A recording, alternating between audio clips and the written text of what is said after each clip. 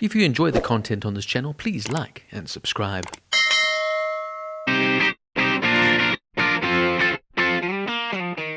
Dark Side of the Ring is a Canadian documentary television series produced by Vice Studios. The show focuses primarily on dark and often untold stories from the world of professional wrestling and is known for its research, interviews with key figures, and its reenactments of the events described. Each episode of The Dark Side of the Ring delves into a specific topic or event from the history of professional wrestling with a particular emphasis on stories involving scandal, tragedy, or controversy. Season 1 was launched on April 10, 2019, and Season 5, which this review is focused on, started on March 5, 2024, and finished on May 7, 2024. The season was narrated by famous wrestler Chris Jericho. The show is executively produced by Evan Husney and Jason Eisner. Some fun trivia notes. The series has got some of the highest ratings for any show on Vice TV. Former WWE boss Vince McMahon, who's often a topic in the show, has countlessly turned down interviews and has refused to be screened during the show. Several active Canadian wrestlers play the parts of their famous peers in the reenactment scenes. One of the show's creators, Jason Eisner, is a Canadian screenwriter, producer, editor and director. He has directed some short films, namely Hobo with a Shotgun, which was a segment for the film Grindhouse by Robert Rodriguez, and Quentin Tarantino, which was later developed into a feature film, and a 2022 film called Kids vs. Aliens. The two also went to make off a spin-off series produced by Seven Bucks Entertainment, which is owned by Dwayne "The Rock" Johnson, called Tales from the Territories, which focused on different stories from the wrestling territories in the 1970s and 80s. Season 5's first episode, titled The Ballad of Earthquake John Tenter, focuses on John Anthony Tenter Jr., who was born in 1963 and died in 2006. He was a Canadian professional wrestler and sumo wrestler, best known for his work in the World Wrestling Federation as Earthquake, though initially as the Canadian Earthquake.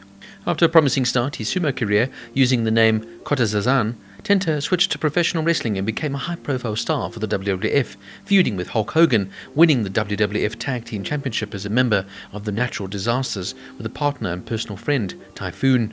His professional wrestling career also encompassed runs in the World Championship Wrestling, where he was known as Avalanche and the Shark, All Japan Pro Wrestling, and a return to WWF as Golga. Tenter died in 2006 after a long battle with bladder cancer.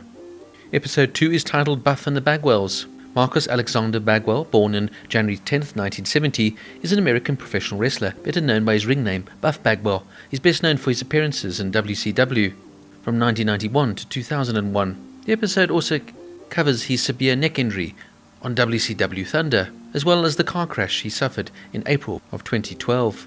It also talks about the calf implants he had to make his legs look bigger, and how he almost had his legs amputated when the calf implants were rejected by his body.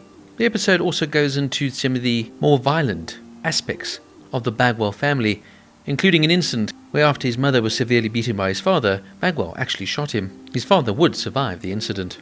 Episode 3, titled Terry Gordy, The Final Flight of the Freebird, focuses on Terry Ray Gordy Sr., who was born in 1961 and died in 2001.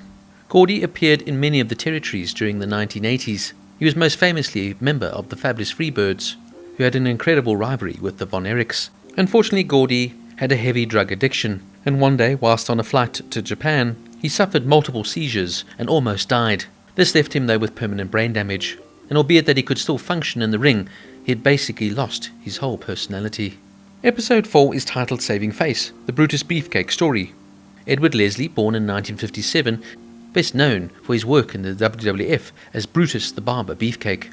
He was once the best friend of famed wrestler Hulk Hogan, but in July 1990 there was a serious parasailing accident which put Leslie out of action. He was helping a parasailing friend prepare for takeoff when the driver of the boat mistook a cue to take off and pulled the friend's knees hard into Leslie's face, crushing his facial skeleton.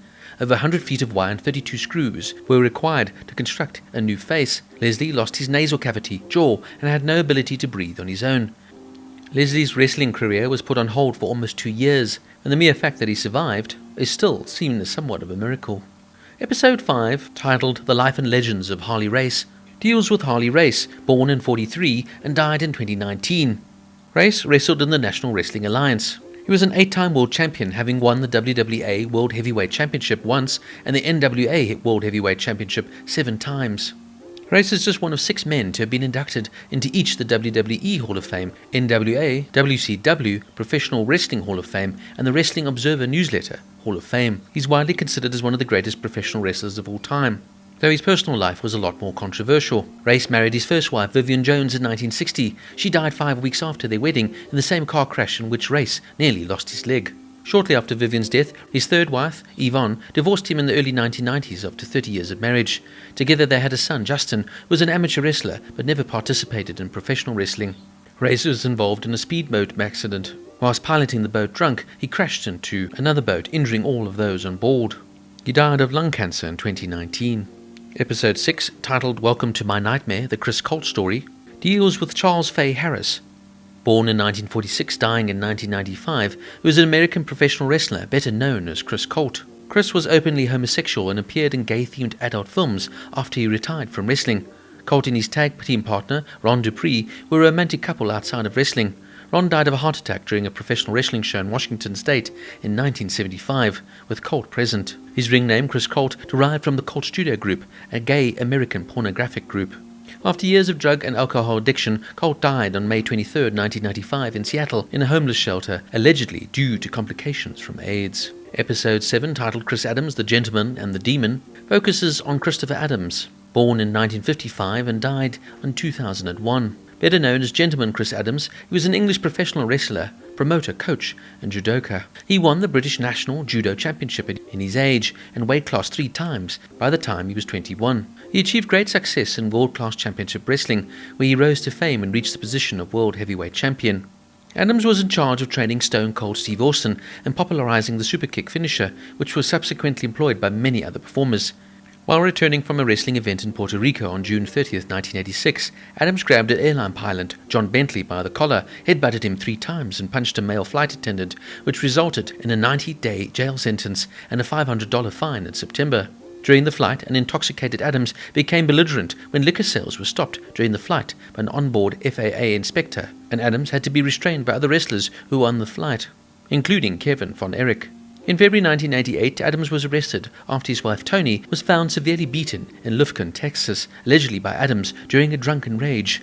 He was sentenced to a year's probation. Adams then faced more legal issues in 1991, being put on probation for a pair of DUI arrests.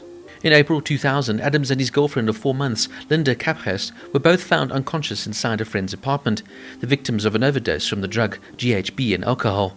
Adams recovered, but 10 hours later, Caphurst died in the local hospital. In June 2001, Adams was indicted and charged with manslaughter for the death of Caphurst and turned himself in. But while awaiting trial on October 7, 2001, he was fatally shot in the chest with a .38 caliber handgun during a drunken brawl with a friend, Boo-Ray Parnell, at his home in Texas. He was 46 years old. Parnell claimed self-defense and was acquitted of all charges. Episode 8, titled Sensational Sherry, focuses on Sherry Martel, who was an American professional wrestler and manager. Martel began her professional wrestling career in the Mid-South after training in Columbia, South Carolina. She joined the AWA in the mid-1980s and held the territory's World Women's Championship 3 times. In the late 1980s, she joined the WWF, where she held the WWF Women's Championship. Also in the WWF, Martel continued to act as a manager to wrestlers such as Randy Savage, Ted DiBiase, and Shawn Michaels. She was married and divorced at least twice during her life and had 1 son from her first marriage. She unfortunately died on June 15, 2007, at just the age of 49. A toxicology report done stated that she died from an overdose with multiple drugs in her system, including high amounts of oxycodone. She was cremated after her death. Episode 9, titled Enter Sandman, the Legacy of the Hardcore Icon, deals with James Fullington, better known by his ring name, the Sandman.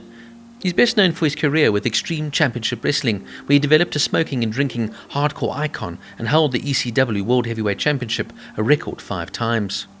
Episode 10, titled Black Saturday, The Rise of Vince, focuses on Saturday, July 14, 1984, the day when Vince McMahon's World Wrestling Federation took over the time slot on Superstation WTBS, and that had been home to Georgia Championship Wrestling and its flagship weekly program. McMahon's behind-the-scenes purchase led to a long-standing rivalry between himself and WTBS owner Ted Turner, who later bought GCW successor Jim Crockett Promotions and formed his own company under the World Championship Wrestling, better known as WCW, name.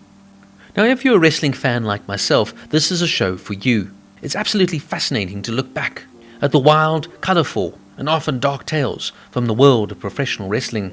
Look, there's definitely a common theme within the show that most of the episodes focus on the wrestlers suffering with drug addictions, alcoholism, which leads to abuse of themselves and their loved ones. Each season has been truly fascinating, and I think Season 5 is as good as ever.